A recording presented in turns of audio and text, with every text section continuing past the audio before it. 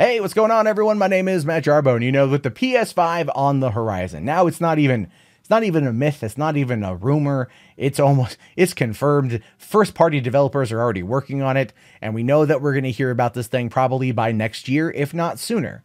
I would assume probably a year from now, we're going to start getting a lot of the rumblings leading into a fall 2020, or if we're lucky, a fall 2021 release. Sony will like to try to, pull out as much as they can in regards, stretch out the length of the PS4's shelf life. But the problem with that too is that the reports came out today that said that the PS4, even though it is the #1 selling console of all the other consoles combined, it has sold more units in the past 5 years. It's starting to slow down.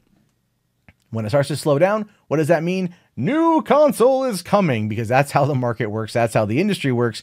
And a lot of people out there are just going to have to grin and bear it and pony up to $400 to $500, depending on what Sony gives us. But there's something Sony could do that they promised with the PS3. They did. That worked a little bit with the PS3 that they didn't really do with the PS4. And that would be backwards compatibility, because a new report here coming from a Sony patent says that it has fans hoping that the PS5 will have backwards compatibility. Now, that seems to me personally, to make the most sense. It just does. To me, it seems to make the most sense. And the reason why it does is because we've got 5.5 years, or almost 5.5 years of this console. There are tons and tons and tons of great AAA amazing games that a lot of people are still waiting to play. And as people like to keep up with the Joneses by having the new console, they want to be able to play backwards compatibility content. Xbox has been able to do this with the Xbox One by being able to play some Xbox games and some Xbox 360 games. And Sony hasn't even allowed for any of that at all. Now, a lot of that has to do with the way of the design of the PS3 versus the design of the PS4, and how they're separate enough to where just porting them over is going to be a lot tougher. I do keep hoping for a Max Payne 3 remaster from Rockstar, or a Bully remaster. Anything a Rockstar remaster. I mean, the remaster of GTA 5 was fantastic. And a lot of people on the PlayStation would really love a Red Dead Redemption.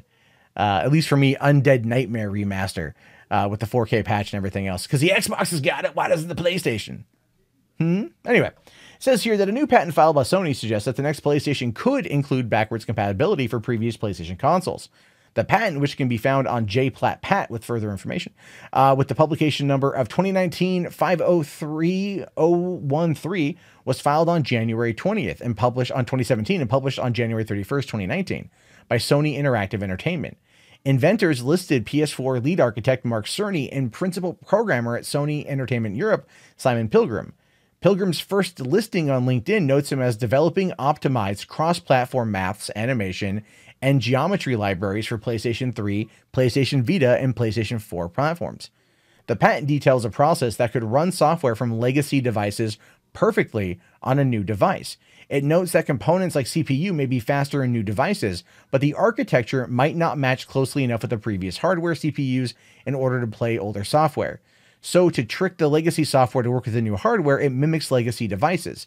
Diagrams included with this patent also suggest the system spoofs processor IDs to facilitate this. So that's some technical jargon that I'm not even going to attempt to understand all of it. But what that kind of tells me is that it's not just backwards compatibility with PS4 games.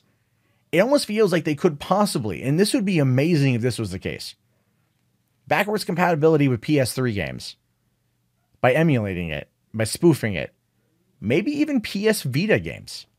Now, that to me would be amazing. I do feel that the PS Vita was a woefully underrated system, better than the Nintendo 3DS overall in terms of hardware and technology, and one that at the beginning of the PlayStation 4's life cycle was absolutely an essential accessory for the PlayStation 4. I mean, the PS Vita was selling out in places because of the remote play.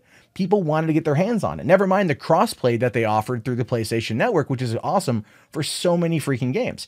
So allowing that to take place over on the PS5 would be dope as hell. I would absolutely love to dive into Killzone Mercenary on the PS5. Just the game itself, yeah, it uses some of the touchpad stuff on the back of the system. Find a way to work around that if possible. Patch it out, because it's not, we're beyond the touch control stuff now. It was stupid then. It's stupid now. Let it die. All right. But Killzone Mercenary in itself was a fantastic game. Was an amazing game. Was so much fun to play. Uncharted Golden Abyss, another great one. Was Unit 13. It was Zipper's last game, right? The makers of SOCOM put together a game that was, again, felt like old school SOCOM on the PS Vita. Such a fun game to play. Frozen Synapse on the PS Vita was a lot of fun to play, even though that's on the PC. There's a lot of great games that were on the Vita, a lot of great ports that were on the Vita, and people like myself would love to see it continue on, would love to see it continue going forward and being able to be played on this new console. I don't see why we're not at a point where we would be able to emulate this software in order to be, or emulate the hardware in order to be able to play the software. I mean, imagine if you could get access to your old library. Or if it's Sony, they're smart, they would just resell it to us like Nintendo does, and that would be something too. But that would be pretty freaking dope and something I'd be very, very, very happy to see. Now, it goes on to say that the patent makes no reference to any specific hardware. Hobby Consola suggests that this patent is for PlayStation 5, and that'll be able to emulate all previous Sony home consoles, PS4, PS3, PS2, and PS1. A popular Reddit thread is citing an article, while the patent may point to future PlayStation hardware being able to emulate legacy platforms. Nothing here is certain. In fact, the patent only mentions a new device application and could very well point to these techniques being used on PlayStation 4 for emulation purposes. While a potential PlayStation 5 could very well emulate the PlayStation 4 relatively easily if it's built with a similar infrastructure, platforms like the PS3 are much harder to emulate due to its unique architecture, specifically its cell processor. This is one of the primary reasons Sony has had difficulty getting the PS4 to emulate PS3 games in the past, though it's possible this patent suggests Sony may have found a way around these issues. It's also worth mentioning that Sony has a habit of filing patents that take a long time to actually take effect, so it's not guaranteed this applies to the next generation of PlayStation hardware. It's true. That's not saying that it does. But given how often Sony puts out new consoles, I mean, we're talking like 2000, right? October 2000 for the PlayStation 2, November 2006 for the PlayStation 3, and then November 2013 for the PlayStation 4, and we're coming up on, we're in 2019. So they take their time, but this stuff could figure out a way to continue moving itself forward. Now, I could be wrong on the PS Vita emulation, and look, I probably am. That's just me talking from a fanboy of it, wanting to see these games come back. And I know there's going to be the obvious argument of why don't you just go pull out your Vita and play it, which I do. I have to find my Vita, to be fair.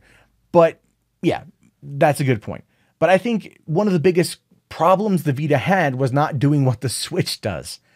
Finding a way to play it on the TV. Now, they tried that with the PlayStation TV. They did. They really did. And they screwed up so terribly with the PlayStation TV. It was god awful in emulation.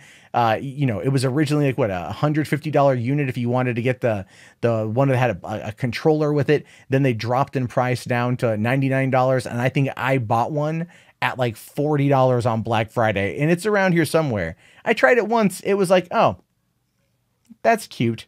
And then I put it away because I had no use for it. I bought it to try it and it was dumb, but I still have it because I was hoping to be able to play the Vita games on the TV. This is kind of where I think things are going. People do like the ability to do portable and to do handheld and to do console based or television based or whatever. And we're getting to a point of where that's going to be a thing. So maybe not this next console from Sony or Xbox will have that type of capabilities, but in the future, it does seem like they are going to be trying to do that, even if it is just emulating it by patching it to your phone or something. But this would be cool if it actually ends up becoming a reality. Being able to replay all your old favorite games on your PlayStation 5 would completely extend the longevity of the platform and allow it to become the next great hype, so to speak.